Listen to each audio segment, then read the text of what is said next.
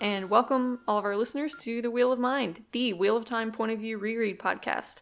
This is Season 3, Episode 6, and as you know, we have been reading Nynaeve Almira's points of view. I'm your co-host, Lajar Dane of the White Aja. Hi, and I'm Giskel Cimarus, a scholar from Ilion.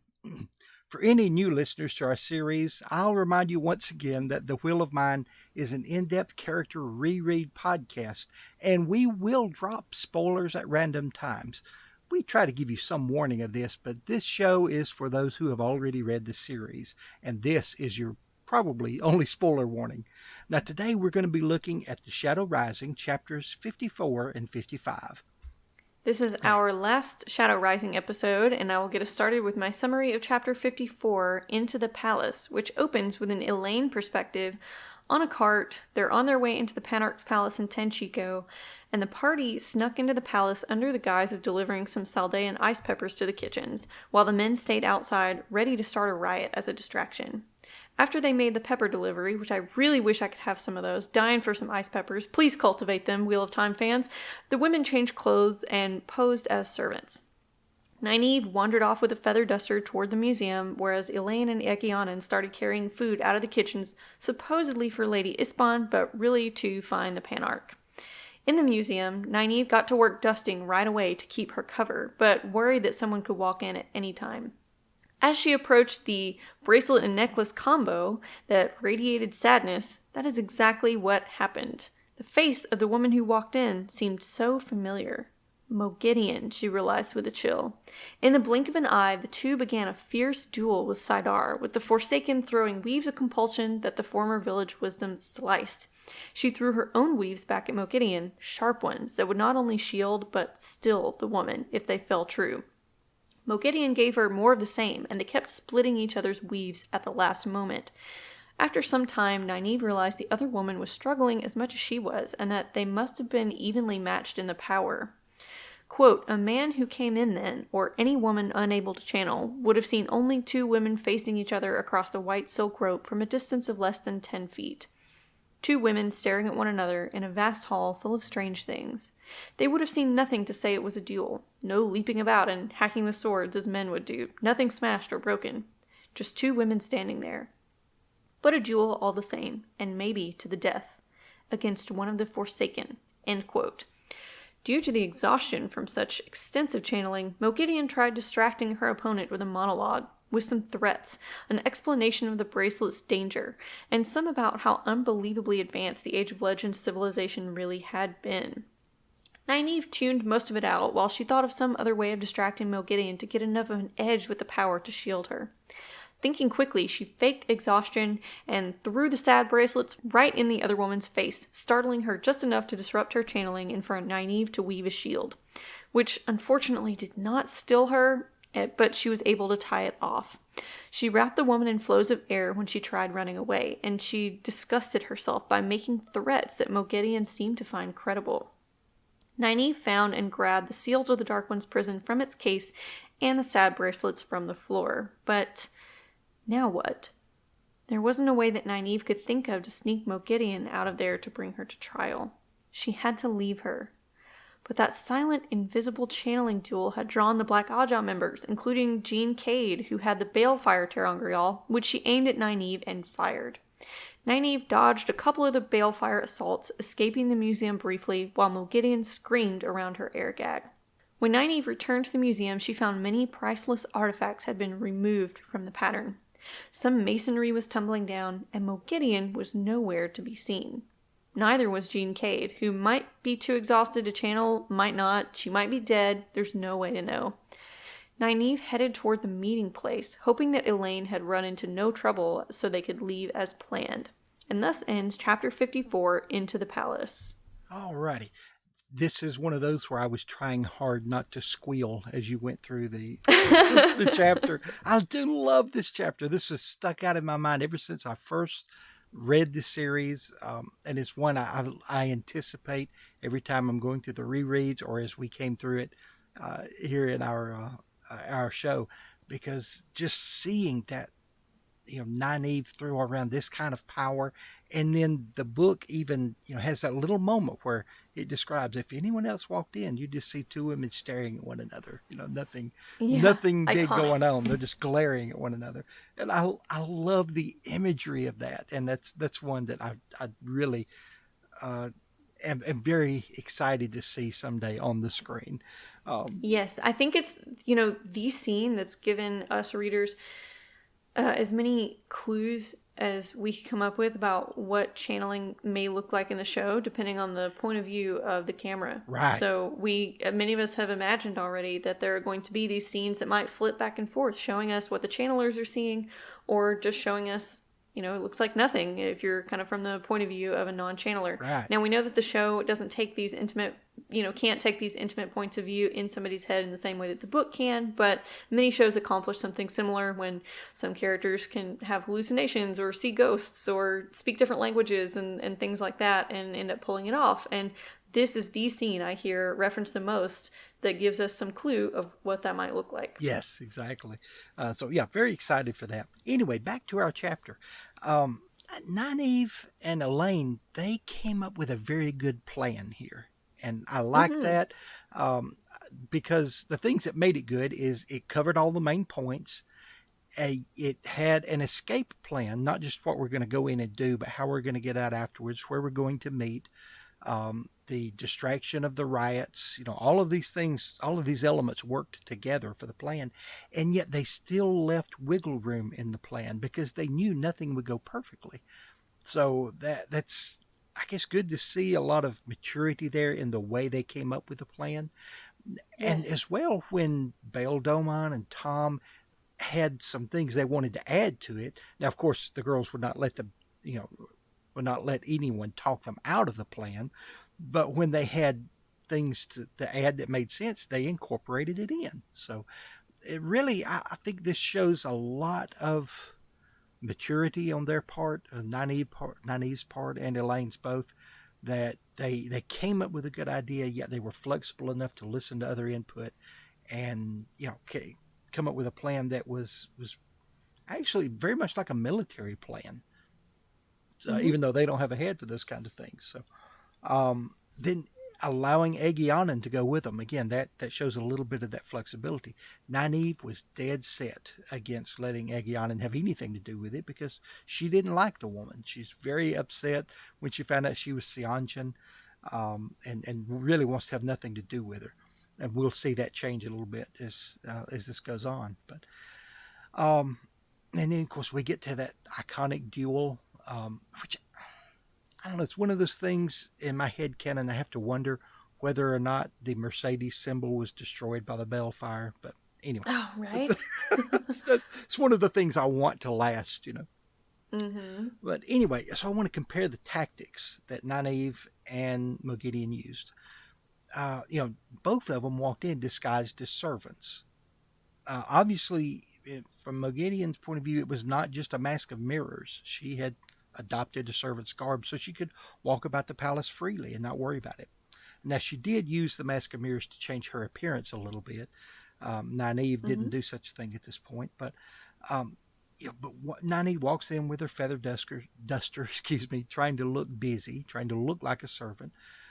And I thought it was funny that when she stalked off with it, leaving Elaine and Egyanan to do their part of the plan, or excuse me, leaving Elaine and Egyanan to do their part of the plan, she, I think it was Elaine that looked at her and said she doesn't walk like a servant. Mm-hmm. Nynaeve, she stalks. She's on a mission. Yes.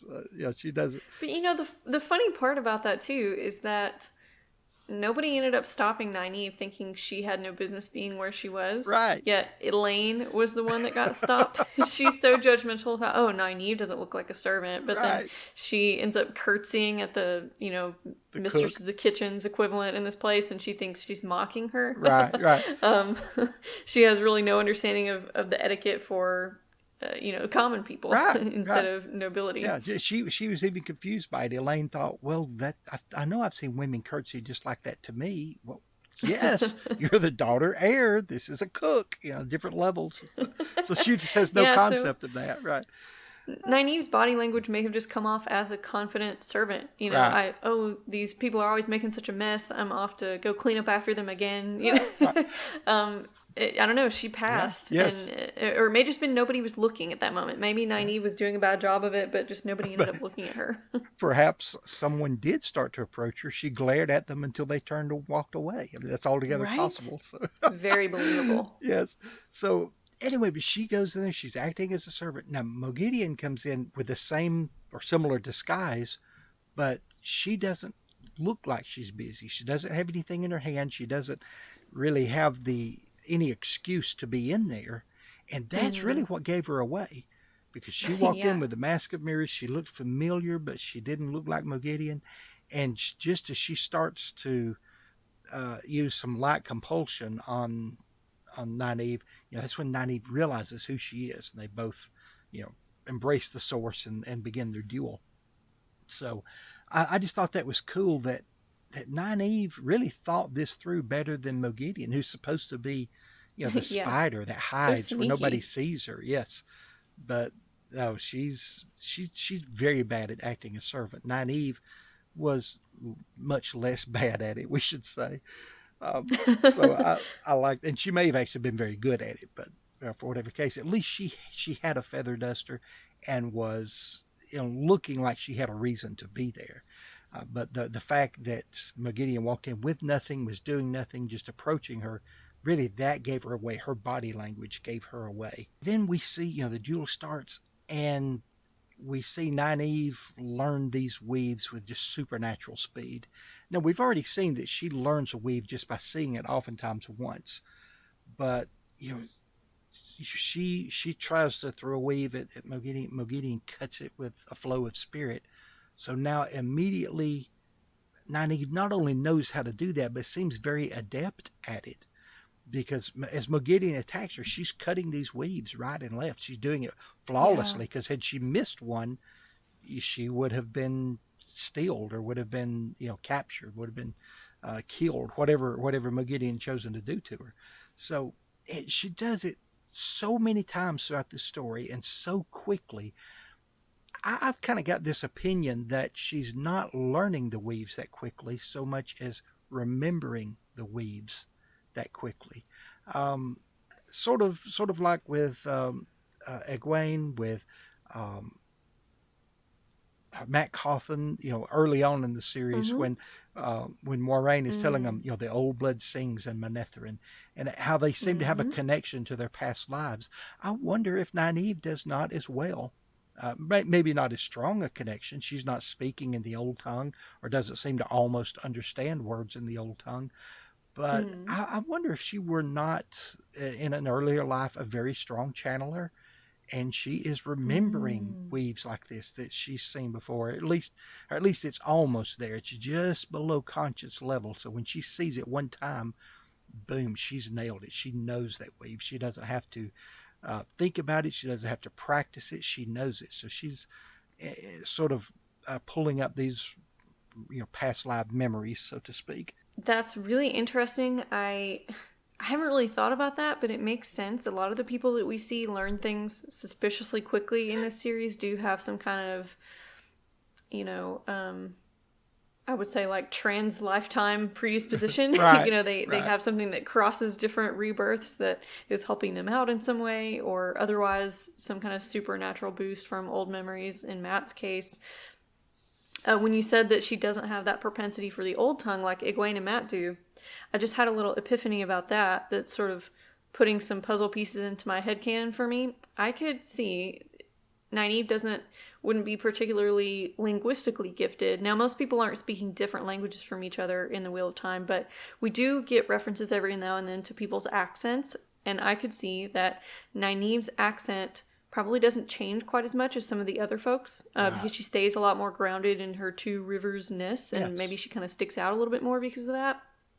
But Egwene and Matt having that sort of gift for the old tongue before they even really set out on their journey makes me wonder if part of the reasons they're able to rise so high in their leadership is because they can pull people together because they can sound a little bit neutral accent wise, kind of like a little bit like everyone around them because of that kind of gift with languages that they already came in with. That's totally just came to me right now, but just made me wonder if, Matt, nobody can quite tell where he's from, and Egwene too, so they can kind of be like of all of them and none at the same time in their leadership roles. That makes a lot of sense because people do judge you, right or wrongly, by your accent. Right.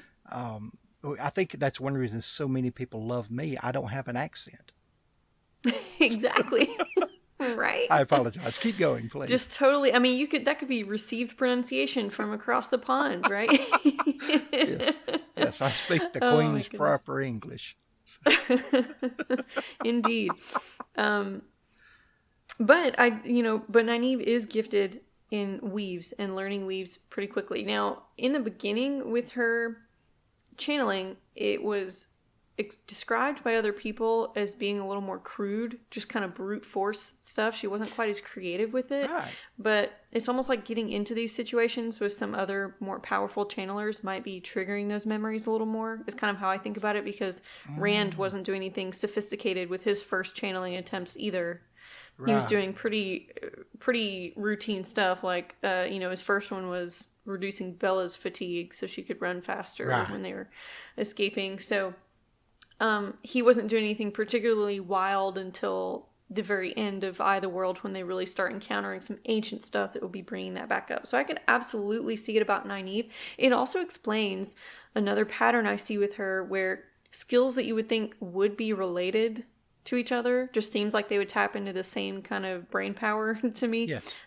She doesn't. She's not good at like both of them. So one example that's going to come up later is like cooking and herb lore. She's really good with the herbs, not good with the cooking. It seems like they would go together because of the way you need to prep herbs. It's very much like the logic of cooking. It's just chemistry. But anyway, in the same way, I think that needlework of any kind and weaving the one power could work very similarly. There's a reason they describe it as weaving. It really is like tying knots of these little flows, and they should go together, you would think. Nynaeve doesn't have any skill at sewing, though. This comes up quite a bit in her Fires of Heaven chapters that we'll get to later. So that doesn't quite add up in my mind, and it makes me wonder if those could just be, no significance to them other than characterizing her a little bit more, fleshing her out as full of interesting contradictions. Nynaeve contains multitudes. Or it could be that it's because those weaving skills with the one power are not from her own lifetime necessarily. They are coming from some older knowledge and coming through when she needs it. Right. I like to think of that anyway, whether or not it's true. I enjoy the thought process. She's so good at learning things the first time that she sees them done with the one power. And she's so good at, she's just so incredibly powerful with raw power to begin with, that she could easily be a way overpowered character that would just kind of break the story and not be that interesting and fun. She's really OP, right? Yes. She does so many things that demonstrate this. There's no need for me to go on about it, because we're going to continue to kind of be in awe of those feats for the rest of the season. Right. But, I'm thinking from like a meta storytelling perspective, why she and Elaine get some of the storylines that they do that a lot of readers complain about. I have heard a lot of criticism that it seems like there could be some sexist writing, because like Elaine and Nynaeve, while they have cool abilities, they get really boring storylines that don't end up going anywhere, or they really drag on. It's some of the ones that the many readers complain about quite a bit, whereas some of the boys have way more important storylines in terms of like the last battle. I think there's counter examples to that too. I'm not saying I necessarily subscribe to this viewpoint. I have thought it at some points, but I wonder if Nynaeve especially needs to be kind of nerfed. She needs that overpowered abilities to be taken down and sort of limited within the story to keep her from being overpowered. Yes. She does so many impossible things that if she weren't really held back by some significant obstacles, she would be a total Mary Sue, just unbelievably successful. She would absolutely just win the last battle for everybody, without any problems. So I think that yeah, she's just too cool. That's why we have to make her. That's why she's got to be, annoying and hypocritical sometimes. Right. That's why she's got to get stuck in these storylines where she gets in some kind of mess with Elaine and they have to get rescued. Right. And Well, and there's I don't know. That's just go ahead. kind of how I feel about their storylines in general. And there's some in-world explanation that to go along with this as well. That when someone does find things very easy to learn, and when life is almost too easy for them, they become very easily overconfident, very quickly overconfident. They think they can handle anything and everything, so they very often get in over their heads. That's what these two are doing here. That's a great point. And my first semester college grades back that up for sure. Because I was great at everything in high school, right? But school was very easy for me. Never had to learn how to study, which Nynaeve doesn't know how to study either. Right. And then really, really hit that wall of where my, just kind of natural abilities would not take me any further without learning some new skills. Yeah. Same thing happened when I've tried to study other things like language or music. It's really easy for me to give up pretty soon when I start hitting a challenging plateau phase of some kind of learning something new, because I'm used to some things being easier for me. Now, as a 30-year-old professional now, not so much. I don't really have that mindset anymore. But when I was starting my college career, for sure I did. It's easy to do. Oh, yeah. I like, again, just comparing and contrasting Nynaeve and Mogideon, since they're so evenly matched in power, which was amazing. And I appreciate the moment when they're battling, and Nynaeve realizes, hey, wait, she's struggling here. She's sweating. Yes, she's sweating. Yes, that was it. Thank you. And so evenly matched. Yet she didn't gloat on that later or afterward. It was almost like that didn't matter. Well, of course, I'm as strong as she. But in the moment, you see how the two of them reacted to it. Mogideon realized very early, okay, this girl is a match for me in strength. She's learning too quickly. I'm going to have to do something different. So she tries to distract her with words. And she starts doing what every villain always does, and we're so thankful for it. They monologue. And she begins monologuing. And Nynaeve, after a moment, picks up on this. And then she tries the same tactic, except she doesn't try to distract Mogideon with words. She hits her with something. And, and that's my girl. That's our wisdom right there. She was a little too far away to give her the right hook. That has already stilled one Black Aja member, so we know she's got a good right hook. So now at this point, though, she's just throws the male Adam at her. And it works. I mean, pops her right between the eyes with it and distracts her long enough to cut her off from the source. But I always think that's funny that she goes to something physical when she's angry like that, where other people might try something more subtle. But Nynaeve does not have a lot of subtlety. She has a lot of power. No. She has a lot of raw talent, but no subtlety. Her dial is just broken. It doesn't get turned down that low, Yes. The water pressure is always on high. Yes, she's always going too hard. And that's something that was early on in her channeling too, is that it would always just be this thick rope that she would try to brute force whack things with, or it would be a stick or a crowbar. She would. When they were breaking into that room below the library and ended up finding all that stuff that sent them to Tyr, she, this was in an Egwene chapter, I think, but she made a crowbar out of the power and tried to just bust open the lock, or was ready to do that, and Egwene just subtly, manipulated the earth in it or something, or just picked the lock with a few flows of earth. And even before that, like on the ship to Tar Valon in the first place, she wanted to make a sword out of the power. And Siwan kept trying to tell her, well, that's not really useful. You can do like way cooler stuff with that. Yeah. You got to kind of think outside of the box, and then wrapped her up in flows of air for the first time. Yes. So she doesn't do subtle. Her first instinct is just whack something with a stick. And she didn't have a stick in her hand this time. She had the sad bracelets. So that's what she used. And I can honestly see that for a real world explanation of someone who's first learning to use the power. Mm-hmm. It's almost, think of it as a toddler that's learning something for the first time. They Mm. learn the physical things first. Yeah. Don't try discussing relativity with a toddler because they don't understand it. It's not even beneficial to discuss time with them. Okay, well, we'll do that Mm. at 3 o'clock because they don't really have a firm understanding of some of this.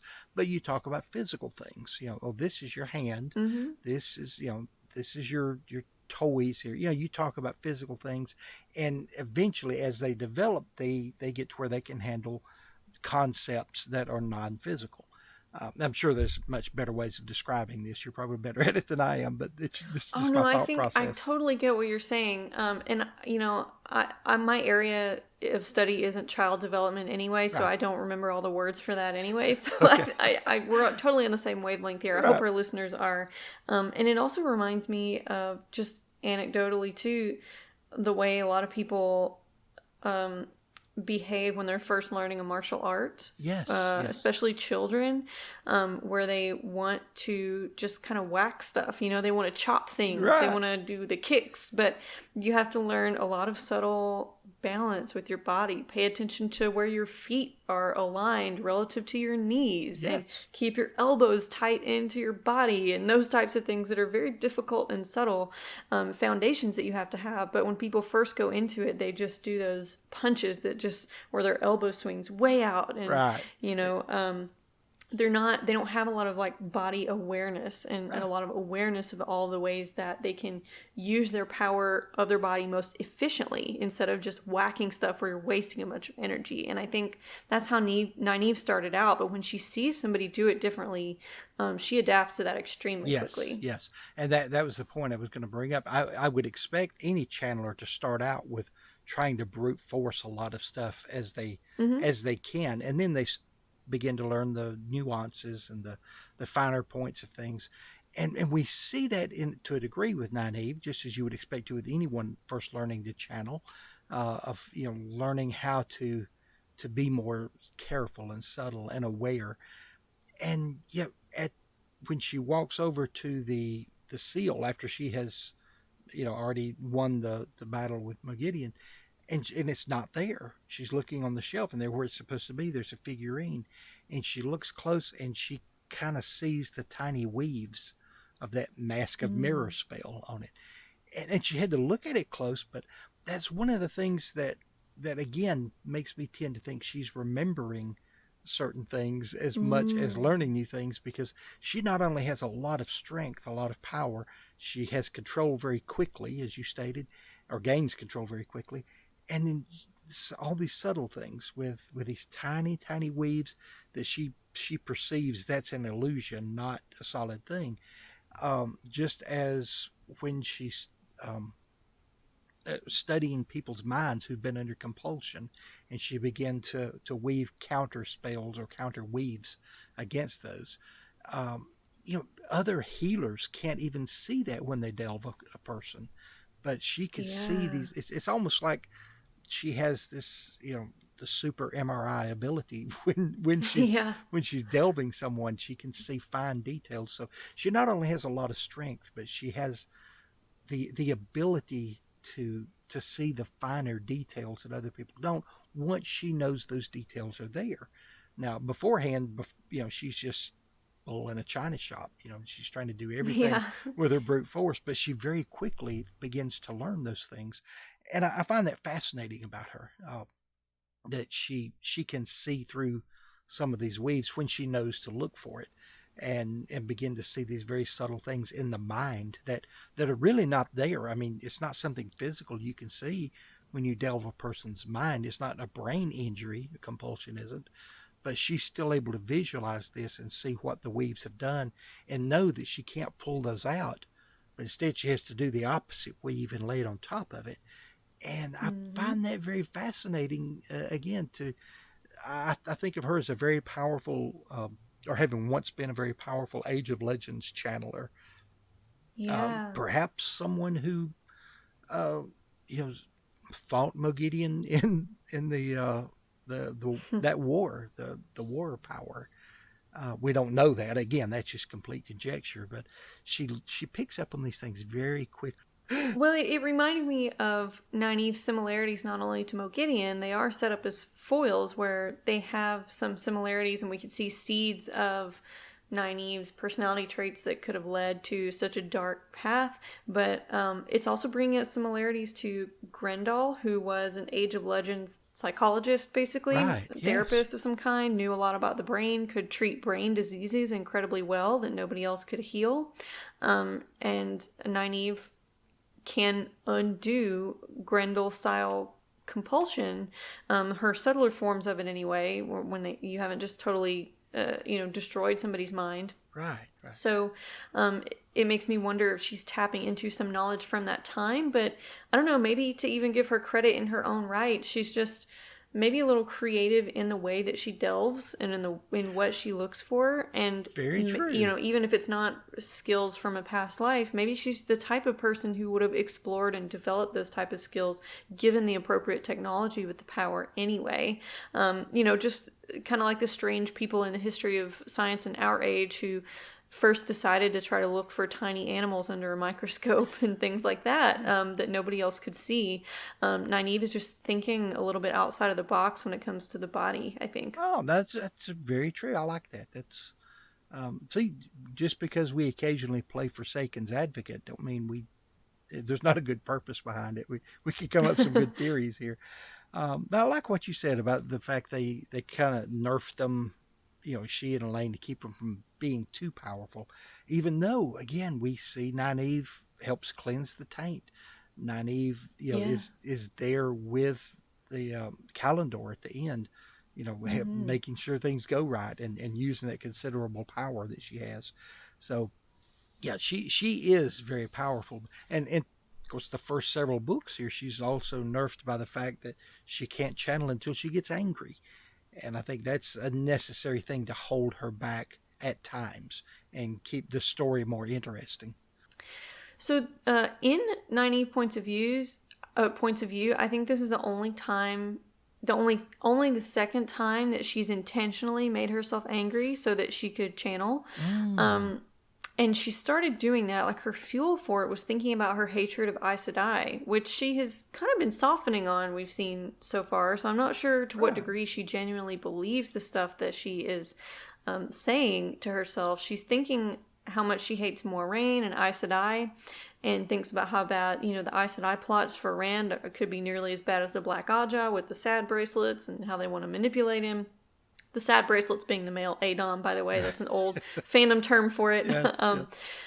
And she even hopped so quickly from her hatred of Aes Sedai to hating Shan-Chan. But we also know she's kind of softening up with Egyanan too. Or she's, starting down that road. So, I'm not sure to what degree she actually believes these things. Right. These positions are just something kind of maybe floating around in her mind, but most of the time she doesn't hold to very strongly. So maybe she was kind of exaggerating these viewpoints just to get herself angry because, and I wonder if it's a little bit of pushback against the fact that she is softening on those positions. Right. The fact that she is, starting to think of Moiraine in a sympathetic way, starting to think of Egyanan in a friendly way. Right. Well, I don't know that she's really begun thinking of Egyanan in a friendly way yet. When they get back, or when she gets back, meets with them, she does a little. But that's my reading ahead creeping in. I screwed that up. No. I already read all of our Fires of Heaven chapters to get through this summer. Yes. Yeah, I thought I would do something different for this episode too. I actually prepared, so I've done a little of the same. I've read ahead, and it gets muddled in my mind. But anyway, I think this is kind of a growth moment for her, though, when we look at it in this way. Before, she could get boiling mad by thinking about what the Aes Sedai do, because at first, when you go back to the Eye of the World, until she meets up with them at Baerlon and for quite a ways after that, the one thing that was like the worst thing she could imagine is someone coming into the Two Rivers and spiriting away some of these young men for their Aes Sedai plots and taking Egwene Alvear to the Tower. That was the most horrendous thing she could think of. Well, now she's been exposed to the world. There are a lot more horrendous things than that.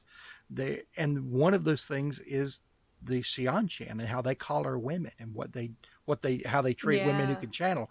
So as she's matured and she's begun to realize, hey, what the Aes Sedai is doing, what Moraine is doing, is really not that bad. It's not, as bad as I thought it was at first. Now she can't admit that, but she's beginning to suspect it or feel it in her bones. Then she's got to have that new target, and the Xianchan are bigger and badder.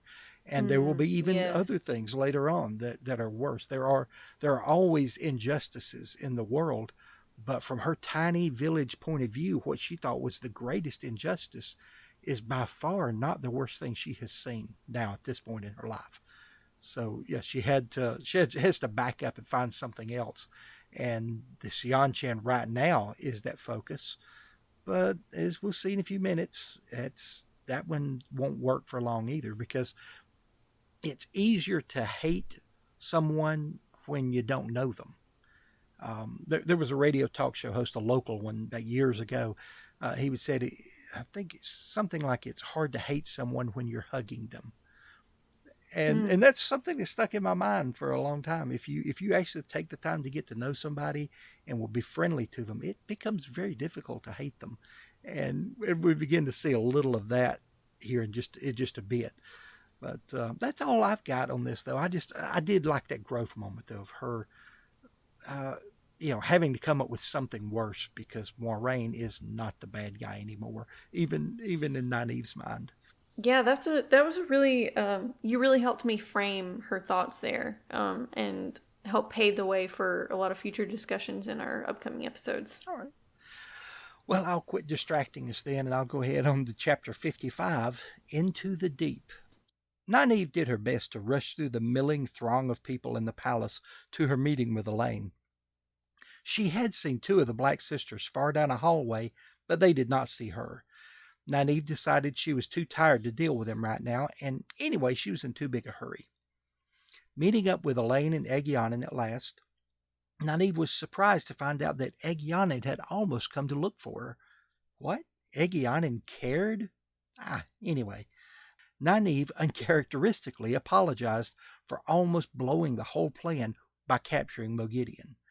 She was so embarrassed by having let her get away after that balefire attack, that she asked Elaine not to scold her for it.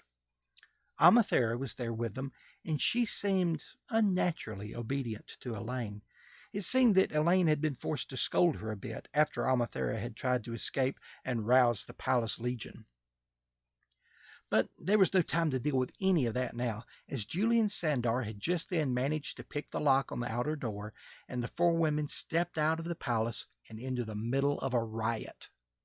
Baal Doman had about 300 of his soldiers in a protective ring around them, and they all moved down through the riot and into a safer part of the city. Once they were back in the Chamber of the Falling Blossoms, Elaine introduced the Panarch Amathera as, quote, Thera, a refugee with no money who needed a pallet and maybe some work to earn her meals, end quote. Miss Rendra took her off to the kitchens and gave the party a chance to talk. It seemed that Elaine had given Amathera a, quote, come to the dragon, end quote, discussion, as we would say in Ilion. Given this discussion about how her people suffered, and that she needed to stay in disguise for a few days until her palace legion had quit running away and order could finally be restored to the city. Well, Nynaeve didn't like it. She wanted to stick to the original part of the plan, where the Panarch and her legions would help them drive the Black Aja out of Tanchico and help bring them to trial at the White Tower. She was still a little too distracted by her own failure to bring Moghedien to justice. How did that woman break the shield anyway? Anyway, too distracted by that, so that she completely misread all of Elaine's blushes and excuses. Tom explained to them all that the Legion would not be necessary to drive out the Black Aja. The door had been left open behind them, and the riot had spread into the palace itself.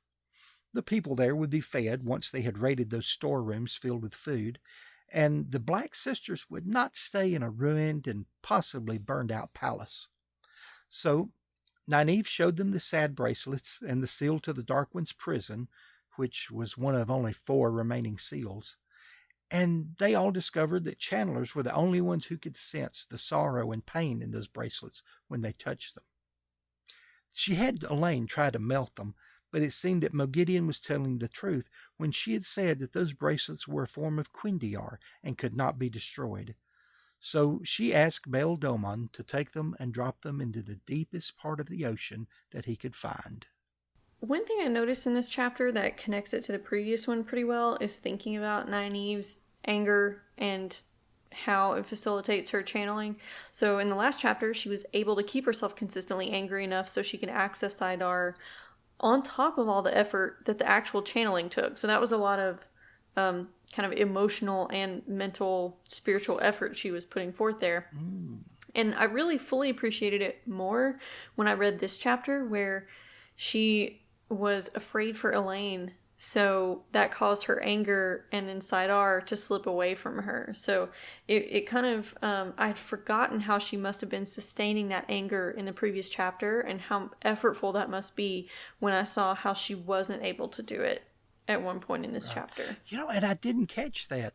I guess I thought in my mind, once she got angry enough to channel, she could keep channeling until she let go of the source, and then it slipped away unless she could become angry again. But I didn't think that she had to keep herself angry to keep doing it.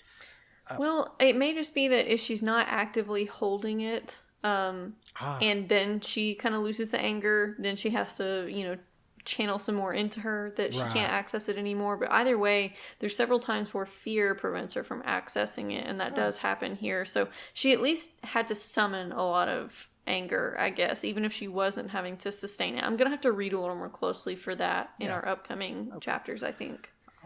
I did like the part where she saw those two sisters who, the black sisters going away. I can't even think of the names right now, but anyway, and she thought about, I need to do something. And then she realizes, as you said, she's not angry enough to channel right then. And she thought she was too tired to handle both of them at once. And I thought, well, aren't you just bossy now? I'm thinking you could take on the whole world right now. Just because you've tackled one of the Forsaken, now you think you could take on two black sisters at once, which she probably could had she been angry and, not so exhausted right then by channeling. But I like how that just kind of flows through her mind, and she's not surprised by it. That, well, I'm just too tired to fight both of them right now at the same time. and that's a typical Nynaeve to me. She's going to come up with some excuse, but not really dwell on the fact that she probably is powerful enough to take on two of them at the same time in most circumstances. So she's not going to be filled with that pride, but she's just going to accept it matter-of-factly and, like I said, throw out some kind of excuse and move on. Something else notable for me in this chapter was Nynaeve apologizing to Elaine, which is monumental for Nynaeve to apologize to anybody. She's still kind of the brains of the operation in this chapter, which is something I noticed in the previous one too, that, when you mentioned their planning, Nynaeve is still a huge part of it. She's not the only kind of driver anymore, but she's still one of the main players, and other people kind of have suggestions. She's still bossy too, but she is starting to be able to admit when she did something that puts others at risk. Right. I don't think it comes from any real humility on her part. I think it's only when the stakes are super high that this really comes out, and it comes from her deep care for other people. Right. If it was something that didn't have the potential to hurt somebody so badly that she really cares for or was interested in protecting, she would die on that hill and not bother apologizing, I think. Oh, absolutely. But she really cares for Elaine here. Yes. And so it's nice to see those moments when that comes through, that she cares for Elaine, because on the outside, she's really not showing it a lot. She ends up being pretty prickly with her quite a bit. Oh, yeah. Well, those two butt heads a good bit because they both want to be the boss. And they can't both be the boss all the time. They've got to learn to take turns at that. And as well, at this moment, I think Nynaeve is somewhat still shaken and rattled by the fact that, again, she faced off with one of the Forsaken, she won against the Forsaken, but then the Forsaken got away. So, she's still, her mind is roiling with that. That she not only apologizes to Elaine, but she begs Elaine not to scold her. So she Mm-hmm. thought she should be scolded for it, or would be scolded for it. And the whole time, Elaine is blushing, and she's somewhat fudging the facts, I think, um, of what she had to do with Yeah. Amathera. Because earlier, and from the Elaine point of view, when she met Amathera, she had to basically really get her attention. Amathera's like, "Well, I know you can't use the power as a weapon." So Elaine never says, "Well, I'm not really Aes Sedai yet. I'm just being trained for it." Instead, she takes two flows Right. of air, grabs some of her uh, the braids in her hair, pulls them up until Amathera's on tiptoe, and drags her across the room on tiptoe by them. So, she somewhat uses the power as a weapon. Even though she's not using it to actually Yeah. hurt someone, she is using it to But to intimidate them. intimidate, Right. which one can do with a weapon also. Yes. So, So she's getting close to that line. She hasn't crossed over it yet, but mm-hmm. she's getting close to that line. And and then from, off camera, whenever Amathera tried to sneak out and get the Palace Legion to, go ahead and get control of things, Elaine evidently really scolds her fiercely. And I don't know what Elaine does to her. It never says, but you get the Mm-mm. feeling that it was something like that, but a little harsher. That she made a Yeah. quick believer out of Amathera. That's why I referred to it as the quote "come to the dragon" discussion, because yeah, Yeah. just it's just, here in the South you'll have a come to Jesus meeting with somebody. Well, she found some way to get her attention, and again, it was off camera. You know that it happened. You just don't know what happened. But the fact that they dwell on it like they do, and Elaine is so embarrassed by it that she's not going to call Nynaeve out for, blowing part of the plan, especially in such a profound way. But yeah, they're both, they both did some things that in Nynaeve's point of view, what she did almost blew the plan, but it was an essential thing to do. I mean, she had no other choice, and it's something that needed to happen. I'm just kind of surprised she didn't find a way to kill Moghedien when she had her wrapped up in flows of air. And from Elaine's point of view, she was um, probably doing things with a power she shouldn't. So the one who should have been embarrassed Uh-huh. was just hiding the fact.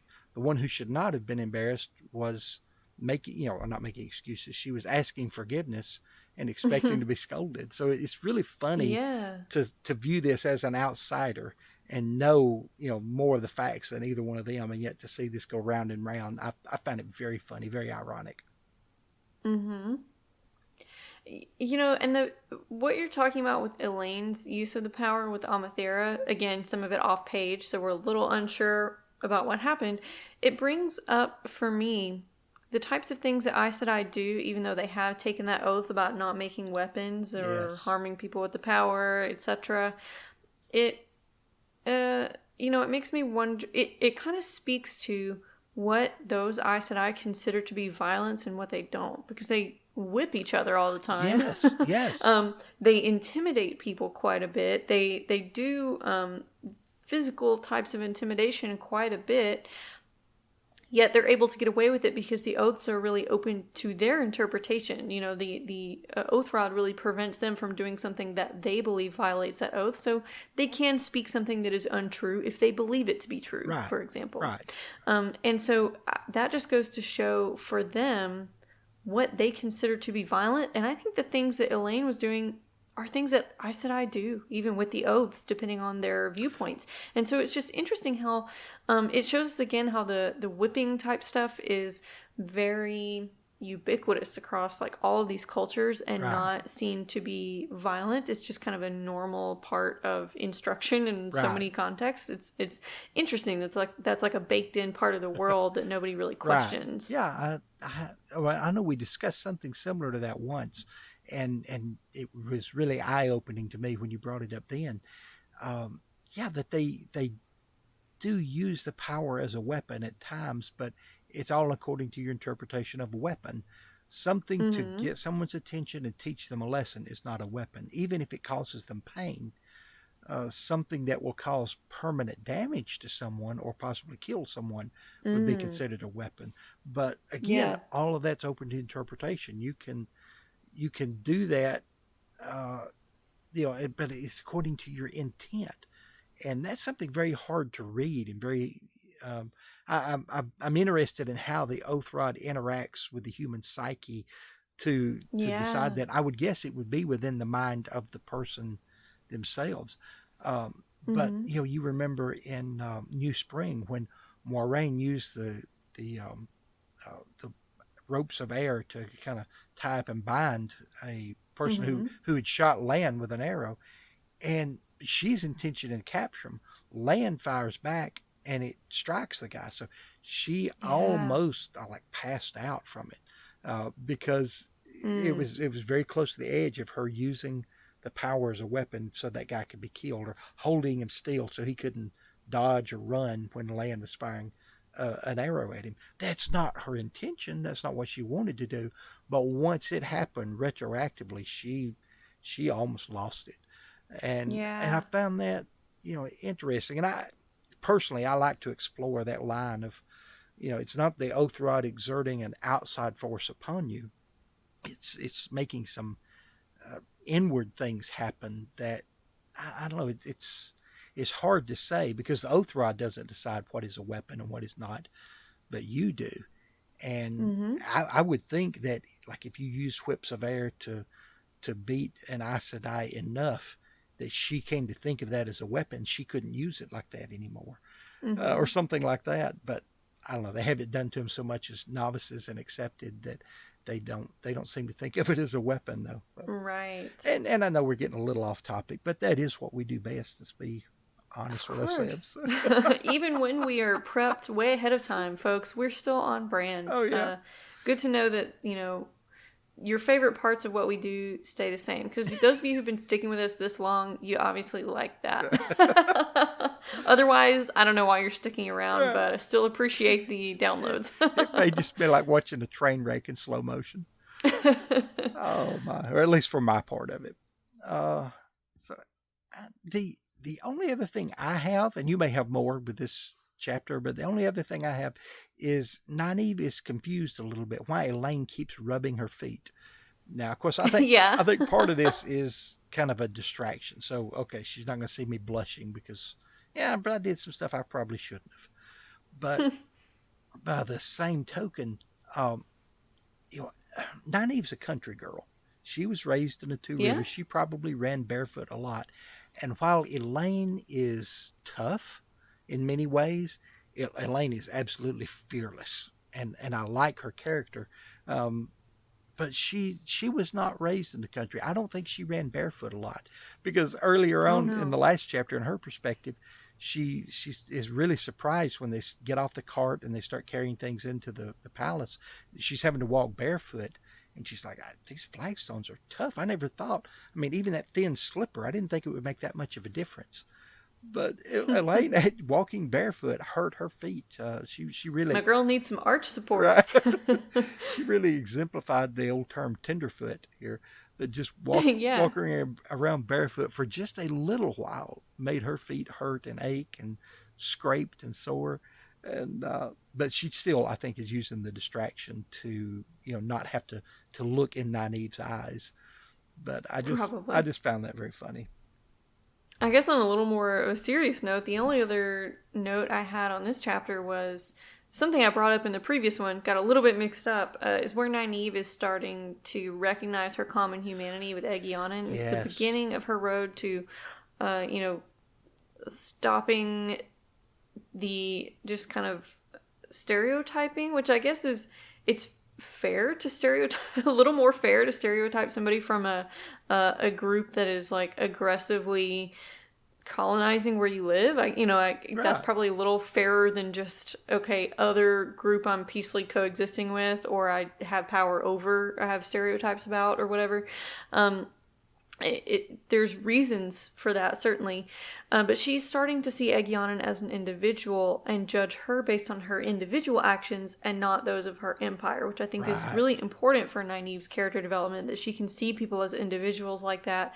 She really cares about people on a very individual basis anyway. She doesn't, she's not big on that bigger picture idea of justice or anything, as we see with her interactions with Moiraine early in the Eye of the World. She cares about the individuals whose inn burned down, Yes. and all the people whose stuff was in there who were losing things, and the people who, if she had been there at Terran Ferry with them, I think she would have been really upset about the ferry being sunk too, Right. even though they don't really like Terran Ferry folks in the Two Rivers.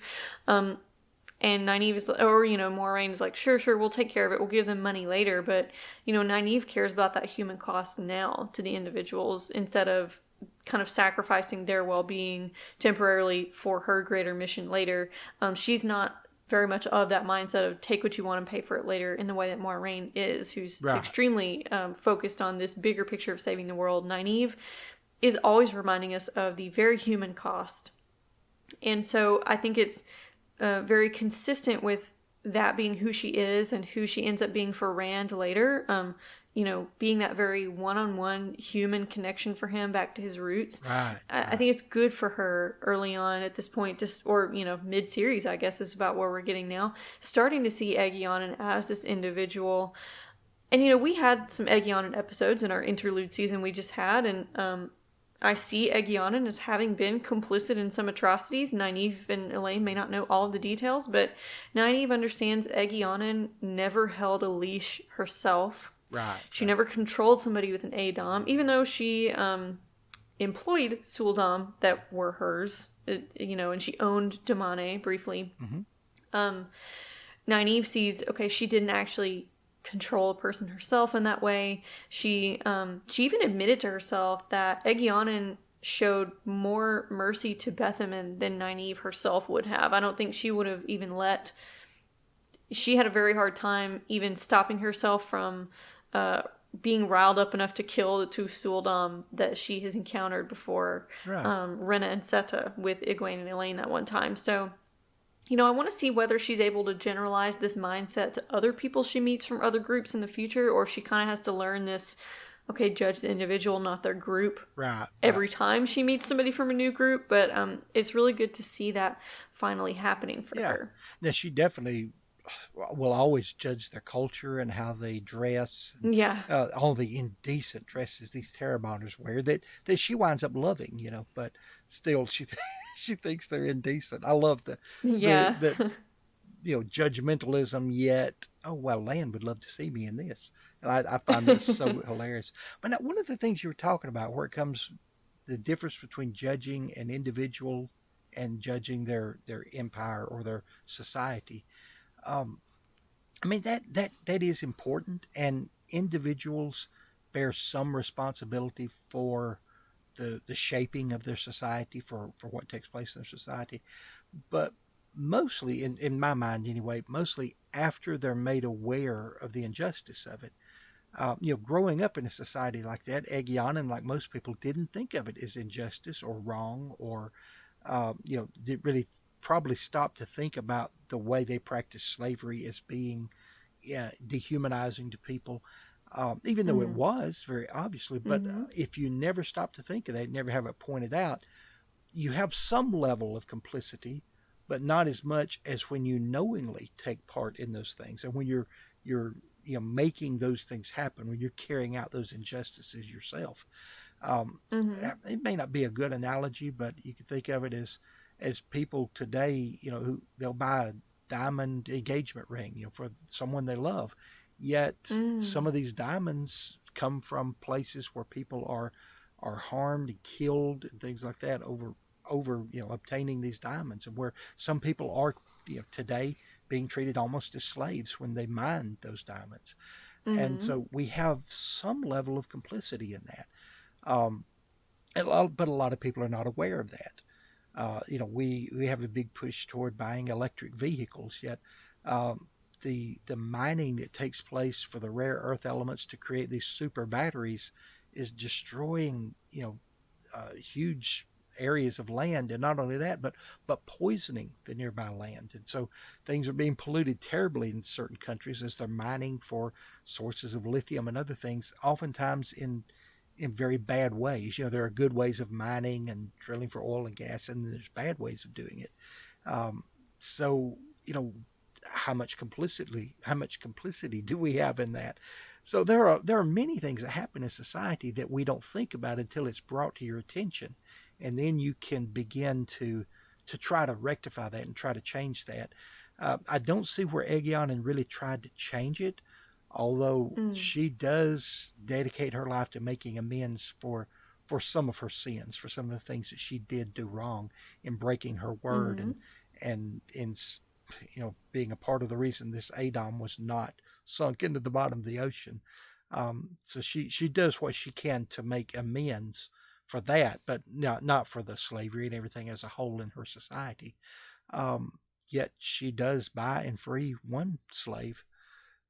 So I think she becomes much more of a uh, I wouldn't say human character to us, but much more of a good guy in our eyes as we go on in the series, because she does become aware of some things, and she does take some steps toward changing. Not as much as we would like to see, but yeah, we do see that. And of course, as Nynaeve spends time with her and sees her as a person and not a Seanchan, then yeah, she obviously includes her in her group. And I like to see that Nynaeve, she starts out with this group of 4 people she cares about, and she stalks all the way to Barrelon to rescue them, and then goes with them when she could have turned around and gone back. She goes with them to protect them, to watch them. That's her family in her mind. And that grows as she adds Elaine to that. She begins to soften up toward Egyanan, and she adds so many other people to that group that at the end, Nynaeve fights to help save the world because she's trying to save her quote unquote extended family. And I do love that about her. Absolutely. Nynaeve really ends up taking that nurturing instinct, and expands it so that she is cradling the world in that way by cradling Rand when she starts to take care of him. So I love that she never loses that. I signed Nynaeve's yearbook and I said never change, and she didn't. Well said. And I love that. Yes. I'm really excited to see how she remains, the Nynaeve that we've known and loved ever since we went to Two Rivers High School together. Right. So I think that's about it for my thoughts on these chapters. I think a lot of the same veins are going to keep coming up with Nynaeve, much like they did with Matt, but I'm interested in finding all the new little nuanced angles about it over the next 20 some odd episodes. Yes, same here. Most of them in the Fires of Heaven, by the way, like 12 episodes, not many, but it's like 10 episodes in the Fires of Heaven. So buckle up because we're going to be on fire for quite a while. Yes. All right. Well, I hope all of you would join us next time for episode 7, when we're going to cover the Fires of Heaven, chapters 8 and 9. The Wheel of Mind is written by me, Lajara, and Giskel, and produced by me, Lajara. Our original theme music was composed by Wendigo. You can find the Lairs EP on SoundCloud, Spotify, and YouTube. There are neither beginnings nor endings to the turning of the Wheel of Mind, but this is an ending. To catch a beginning next time an episode drops, subscribe to us on Podbean, Stitcher, iTunes, or Spotify, all under the name Wheel of Mind. You can also find our episodes on YouTube under the channel name Lajara Dane. That's Lajaradayne. To leave feedback, rate and review on whichever platform you use to listen to us, or contact us at lajaradane@gmail.com or @mind_wheel on Twitter. And to support the show, you can subscribe to us on Patreon by visiting patreon.com/Wheel of Mind, just like our current patrons, Malia, Emily, and Karen. Thank you.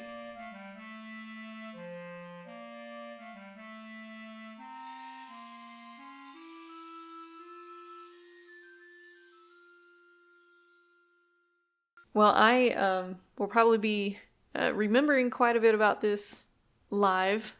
I did not reread the chapters today. I made these notes like 2 weeks ago. So we'll see how well I function with that today.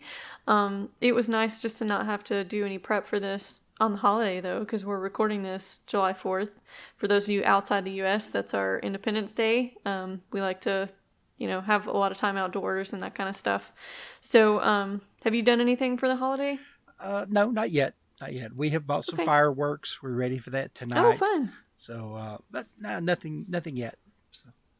Yeah, I'll probably be going to a friend's place, too. Just an outdoor thing. Even though it's outdoor and I'm vaccinated, I'm still going to be wearing my mask because I have had to quit my allergy medication for a few days. So I don't want to be breathing in the grass, which is like my worst trigger. I still want to be able to talk to people without my nose just pouring and everything. Right. So I'll hop over there for a little bit. But I did have to quit my meds for just a few days because I am getting a full allergy test in a few days, and they need you to go off the meds for 5 days, so they make sure there's no antihistamines in your system, and they can get a raw reaction to all the little scratch tests. So I'm just getting the full workup so I can start more treatment, just so we know a little bit more in case my allergies have changed a little bit over the last few years. But perfect timing too for me to have rescued another cat that hasn't groomed herself in weeks and with all the dander. But that's how it happened, and both of them are doing quite well. Boots is in the living room asleep on one of my Temeraire books. Yes. She claimed the book over there and enjoying that. And the other cat has settled down and has gotten pretty quiet. She has been crying to get out. She's not used to being indoors. Right. She's a stray, and but she's recovering remarkably well from her spay surgery, and she is grooming herself again, taking care of herself. It looked like she really hadn't for a long time, and that she hadn't been feeling well. But she's very skinny too, poor thing. But now she's eating as much as she needs, and I'm going to take her to the vet again this week to get a little more kind of a workup, checkup, and everything. All she had was the spay at a low-cost clinic. So, but yeah, she's much cleaner now, much happier, it seems like, than how pitifully she came to me just a few days ago. And she's calm enough you can pet her and everything, I hope? Oh, yes, she is incredibly friendly. I was expecting to catch a feral because there's quite a few around here. I trapped her in a trap, but I actually ended up taking her to the clinic in a carrier and letting her even explore the car a little bit when we were parked too, because she is so friendly and she's so small and weak that I can pick her up and manipulate her however I need to anyway. But yeah, she just rubs all over me, and so I've had to vacuum my shirt before I leave the room the first time I brush her because her hair was all over the place. But yeah, she just does that cheek rub and rolls over onto her belly just immediately. So she her body language and comfort just opened right up after a few minutes out of the trap. Good. So she was a pet that was driven off or lost somehow or something. Yeah, she must have been. Yeah, I think she part of why she's so skinny is from having kittens so often. So they think she's about 4 years old. That's what they said at the vet. Okay. So just uncontrolled breeding, 1 or 2 litters every year. Yeah. They're supposed to have sometimes up to quadruple the calories when they're pregnant and nursing. Right. And I'm sure she hasn't gotten that. So I think she's just kind of worn out from all of that. Yes.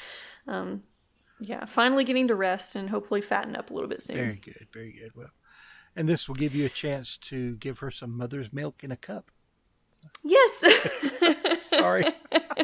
Oh, no, that's a great transition. I love it. I'm probably going to edit so that starts the episode.